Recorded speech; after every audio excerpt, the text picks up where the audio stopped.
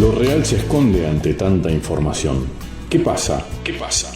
Cuando cambiamos la mirada, en este espacio les invito a detenerse y a observar el mundo desde la naturaleza y el respeto por la vida, y así cuestionar lo evidente. ¿Qué pasa?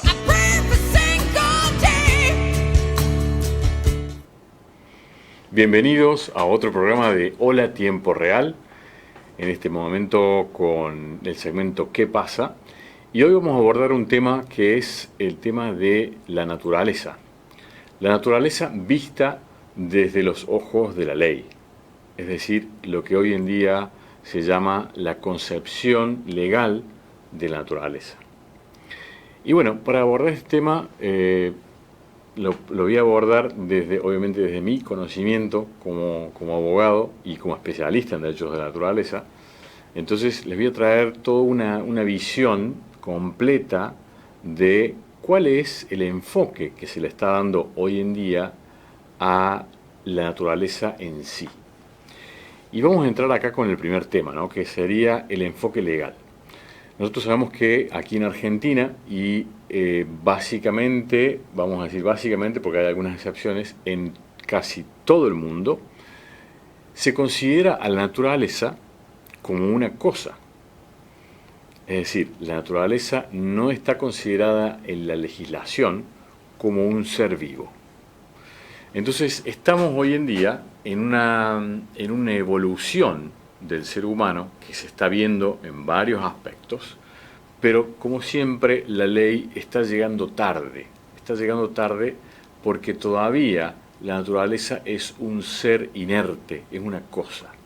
Cuando la naturaleza es considerada como una cosa, entonces el hombre, el humano, tiene la posibilidad de servirse de esa cosa y esa cosa no vale nada. O sea, tendrá un valor de intercambio, un valor en el mercado. Ya vamos a hablar del tema de los bonos de carbono, pero esa cosa, que es la naturaleza, sigue siendo algo que le sirve al hombre. En este punto les voy a presentar un pensamiento de un integrante de un pueblo originario, que es un abuelo de sabiduría para ese pueblo originario, que nos va a introducir un poco en qué pasa, por qué la naturaleza sigue siendo todavía considerada una cosa para el derecho. Y entonces vamos a entrar con este videíto y después vamos a seguir conversando porque vamos a ir entrando poco a poco porque es un tema que por ahí puede ser un poco pesado, pero es muy interesante ver dónde estamos hoy mirando a la naturaleza desde la ley. Vamos con el video, señor director. No puedo. No. Ahí está todo. Ahí está la salud, el alimento, la sombra y la vida. La salud, ¿por qué? Porque de ella sacamos toda clase de medicina para las diferentes enfermedades. Porque sin naturaleza no hay medicina. Sin naturaleza no hay alimento. Sin naturaleza no hay sombra, porque de ella sacamos los implementos, bajo ese techo dormimos. Sin naturaleza no hay vida. Porque cada árbol está purificando el aire contaminado para respirar el aire puro. Eso es lo que tiene el Amazonas, lo que el mundo no tiene, lo que el mundo quiere. Y porque de aquí parte la materia prima que el mundo entero es el aire. Por eso el Amazonas es el pulmón del mundo y la vida del hombre.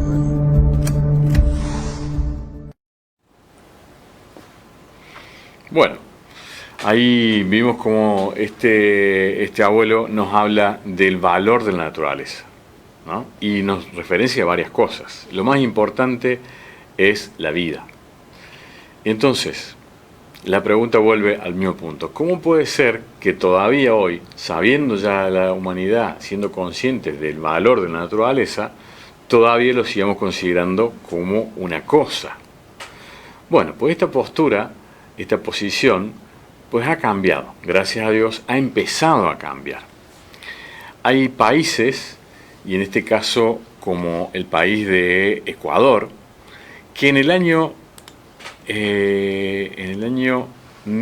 2008, o sea, hace ya 17 años, modificó su constitución logró ejercitar y poner en la ley la nueva concepción, la concepción de que la naturaleza es un ser vivo. Y es el único país en el mundo, el primero y el único hasta ahora en el mundo, que considera a la naturaleza como un ser vivo, y eso está plasmado en su Constitución Nacional. Y eso lo podemos ver porque hay, obviamente que si uno busca en el internet vamos a encontrar noticias, y ahí, señor director, si me permite poner la pantalla, vamos a ver esta noticia, por ejemplo, ¿no? Dice: un país latino pionero en reconocer los derechos de naturaleza en su Constitución. Y ahí efectivamente habla de que el reconocimiento de los derechos de naturaleza existe hoy en diferentes países con distintos instrumentos legales, y Ecuador se convirtió en el 2008 en el primer país del mundo en reconocer su constitución a la naturaleza como sujeto de derechos. La naturaleza, o Pachamama, donde se reproduce y realiza la vida, tiene derecho a que se respete integralmente su existencia y el mantenimiento y regeneración de sus ciclos vitales, estructuras, funciones y procesos evolutivos, según lo que establece el artículo 71 de la Carta Magna de Ecuador. Bueno, ahí vemos que Ecuador efectivamente es el primero ya que se declara a la naturaleza como sujeto de derechos. Esto sería un primer paso en la evolución. Es decir, pasamos de considerar la naturaleza como una cosa, que todavía en Argentina se considera como una cosa, y en muchos países, a considerarla como un ser vivo. ¿Y por qué se habla de sujeto de derechos? Y acá es donde viene esta explicación que es necesario que la entendamos. Porque al considerarla ser vivo, es decir, se le da una entidad viva, viviente a la naturaleza. Y al darle el lugar de entidad viviente, entonces pasa a tener derechos como una entidad viviente. Entonces se la considera como sujeto de derechos. Y esto es un parteaguas, ¿no? Una gran división, un gran momento donde podemos decir que afecta a la humanidad entera. ¿Por qué? Porque vemos que empieza este camino de evolución y se incorpora la naturaleza como un sujeto de derechos. Acá me voy a detener un poquito para que la gente entienda. Cuando hablamos de la ley que nos rige, la ley, ¿a quién rige? ¿A quién gobierna la ley? Básicamente, hoy en día hay 3 sujetos de derecho. Uno somos nosotros, las personas físicas, las personas de carne y hueso, las personas que tenemos una existencia indeterminada, porque no sabemos cuántos años vamos a vivir, tenemos un propósito de vida, tenemos un alma. Eso somos nosotros, las personas físicas, sujetos de derecho. Y después está la parte artificial. Y entiéndanme que acá se abre todo un mundo para mucha gente que capaz que no sabe, pero vivimos bajo un sistema legal que se basa en la artificialidad, es decir, en la ficción. En derecho se llama ficción jurídica.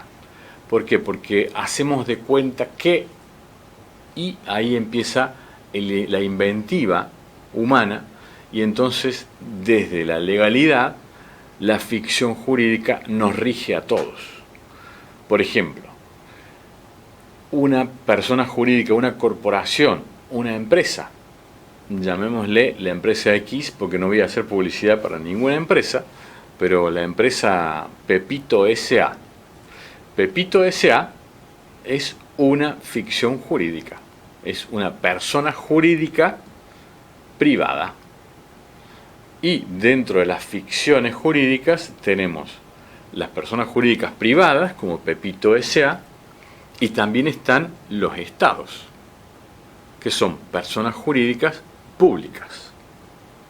Entonces, la ley, ¿a quién rige? Básicamente dijimos que había tres. Uno es nosotros, la persona física. Dos, Pepito S.A., que serían las personas jurídicas privadas, es decir, las corporaciones, sociedades, ONGs. Y tres serían los estados, las personas jurídicas públicas, estado provincial, nacional, municipal y todos los entes que conforman los estados. Entonces vemos que el derecho hasta ahora regulaba estas tres personas. Y ahora, cuando se reconoce en la naturaleza como sujeto de derechos, como ser vivo, entonces se incorpora un nuevo sujeto de derechos que es la naturaleza. Y ahí es cuando decimos que, bueno, pues ahora ya en la conformación de lo que son los sistemas legales, Ecuador nos está dando un ejemplo de cómo podemos incorporar esta nueva persona jurídica al nuevo escenario legal que propone, en este caso, Ecuador. Y ahí, señor director, si quiere vamos a mostrar lo que está en pantalla, que es una información, ¿no? Que es del año 2024, donde dice: ¿funcionan los derechos de la naturaleza? El impacto de la sentencia de los cedros en Ecuador. Bueno, ahí habla de un caso específico donde se reconoce a un ecosistema como sujeto de derechos y se hace la pregunta, ¿no? O sea, vemos que el bosque de los cedros, de donde está el oso de anteojos que se le llama, que es ese oso de la selva, empezó a ser declarado sujeto de derechos, empezó a ser considerado como ser vivo, y entonces se lo declara como sujeto de derechos. Y claro, en Ecuador existe esto. Y la pregunta es si funciona realmente como protección. También podemos hablar de que otro país que le sigue la línea a esto es Bolivia. Volvemos a la imagen, señor director. Bolivia en el año 2009 reforma su Constitución Nacional y declara en su ley, la ley de la Madre Tierra, declara a la naturaleza como ser vivo también, pero ya no en su derecho constitucional, sino en una ley. Entonces Bolivia sería el segundo país del mundo que reconoce a la naturaleza como ser vivo. Ya no en la Constitución, pero sí en una ley. Y tenemos, por continuar, a Colombia, que Colombia sería el tercer país del mundo que está también considerando a la naturaleza como ser vivo y lo reconoce a los ríos. El ejemplo clásico de Colombia es la declaración del río Atrato. El río Atrato era un río que estaba sumamente contaminado. Tan contaminado estaba el río por la minería que se estaba produciendo en las nacientes, que todo ese río, un río inmenso, parecido al río Paraná, no tan caudaloso obviamente, pero ese río lo que hace es que las aguas del río ya no servían ni para riego, porque mataban las plantas. Los animales que cruzaban el río quedaban con sus patas peladas por donde tocaba el agua. Es decir, era tan alto el nivel de contaminación del río Atrato en Colombia que decidieron buscar la manera de protegerlo. Entonces, lo que sucede en Colombia es que por medio de una sentencia, es decir, lo que se denomina a nivel de jurisprudencia, el juez declara al río como sujeto de derechos. Entonces vemos el degradé, ¿no? Ecuador a nivel constitucional, Bolivia a nivel de ley, y Colombia a nivel de sentencia, es decir, de jurisprudencia. Son tres maneras distintas de declarar a la naturaleza como sujeto de derechos y tratar de alguna manera de salvar ese río, en este caso el río Atrato.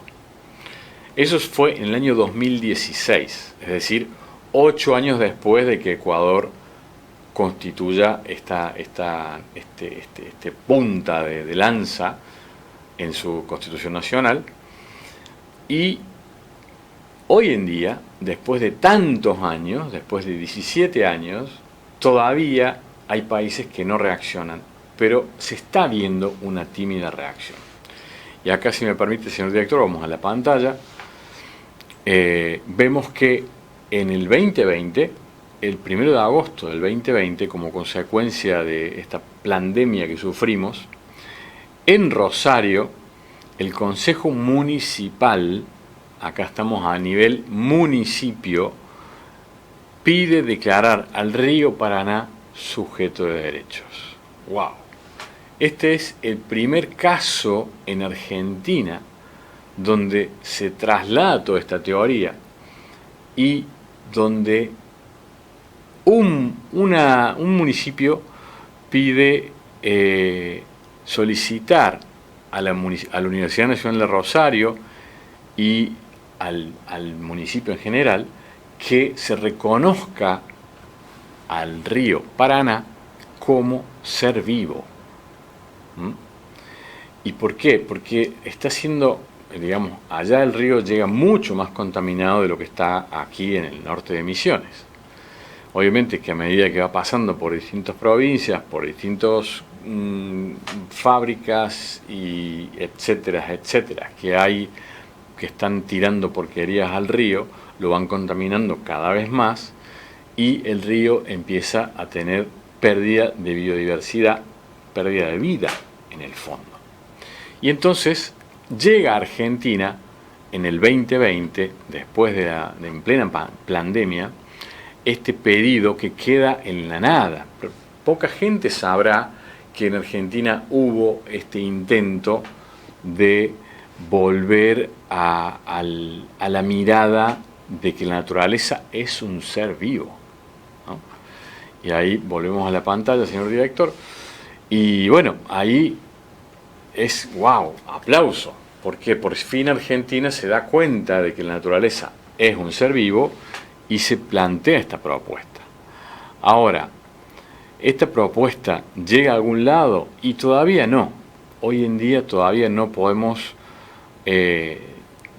decir que está llegando a algún lado.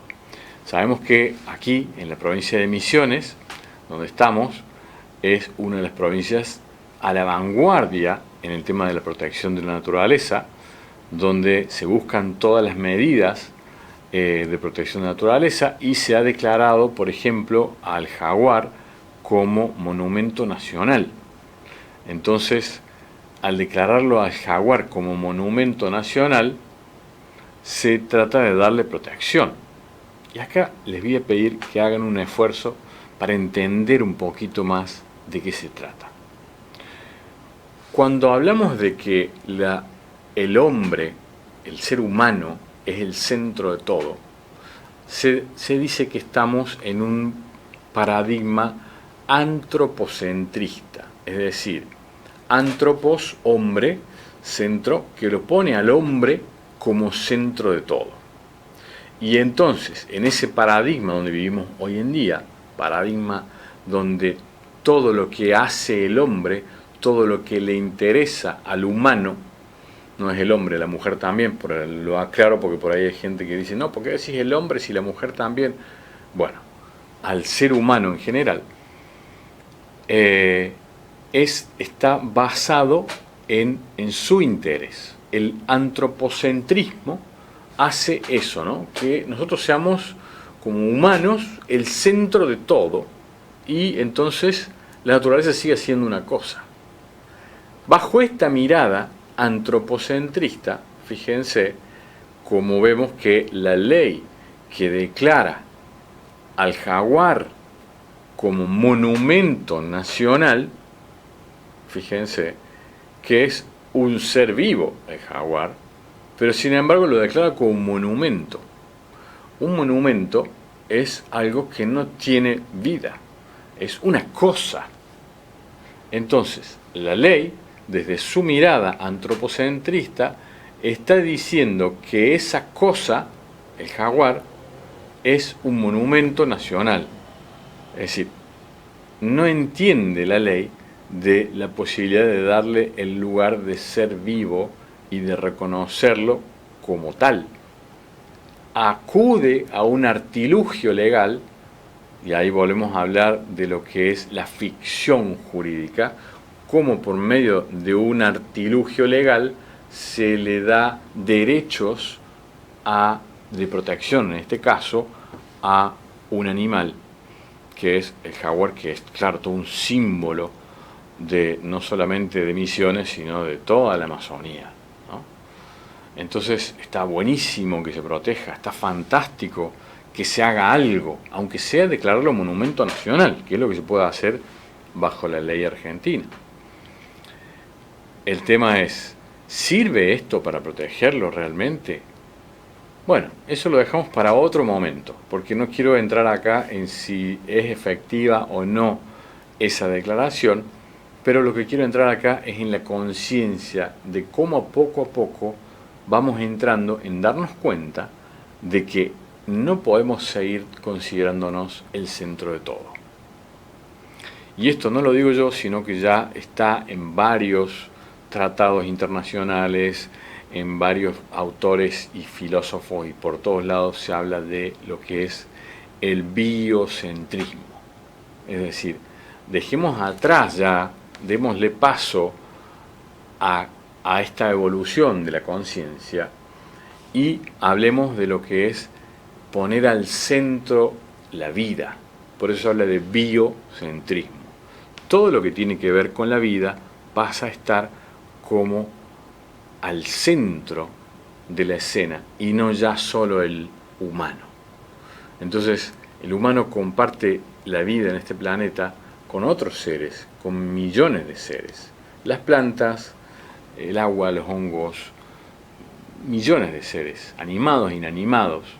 Y entonces ahí vamos a la pantalla, señor director, donde vemos otra noticia, que es la cumbre de biodiversidad. ¿Por qué hablo de esto? Porque fíjense lo que plantea el título, ¿no? Un paso hacia la paz con la naturaleza, o solo buenas intenciones. Otra vez se vuelve a poner en duda, ¿no? Lo importante, y quedémonos con esto por ahora, es paz con la naturaleza. Es decir, acá lo importante es que tratemos de llegar a entender que hacer la paz con la naturaleza implica darle su lugar. Darle su lugar no solamente desde el reconocimiento de la biodiversidad y hacer los tratados y las leyes ambientales más bonitas, sino de darle su lugar real. Su lugar real es como ser vivo. La naturaleza es un ser vivo y merece ser considerado como ser vivo y tratado, sobre todo, como ser vivo. Ese es el reto, ese es el desafío que nos plantea hoy en día este camino de evolución. Y bueno, hay otras concepciones, ¿no?, que nos traen incluso el replanteo de esto. Y la pregunta es, bueno, pues, ¿esto hasta dónde queda? Es decir, ¿cómo se ve esto? Y ahí, si me permite, señor director, volvemos a la pantalla. Una noticia más reciente del 2024, del año pasado, otra vez volvemos a la ciudad de Rosario, y dice: promueven una nueva constitución que tenga centralidad en los derechos de la naturaleza. Y ahí el subtítulo de la noticia dice: desde el Instituto de Salud Socioambiental de la Universidad Nacional de Rosario, su director, Damián Bersenazzi, salió a fijar posición sobre la reforma que toma impulso en la legislatura provincial a más de 60 años de su última modificación. Y eso es también una noticia sumamente importante para la naturaleza, para la vida, porque Rosario promueve una constitución provincial que tenga centralidad en los derechos naturales. Argentina otra vez vuelve a insistir con esto, digo Argentina porque en realidad es Rosario, pero bueno, podemos decir que en Argentina se está gestando este paso de conciencia, y ahí es donde a mí me gustaría animar al gobierno de Misiones que dé un paso más en la protección de la naturaleza y reconozca a la naturaleza como un ser vivo y reconozca a la naturaleza como un sujeto de derechos, al menos para poder darle más protección todavía a nuestro medio ambiente. Al raíz de todo esto se vienen realizando cumbres.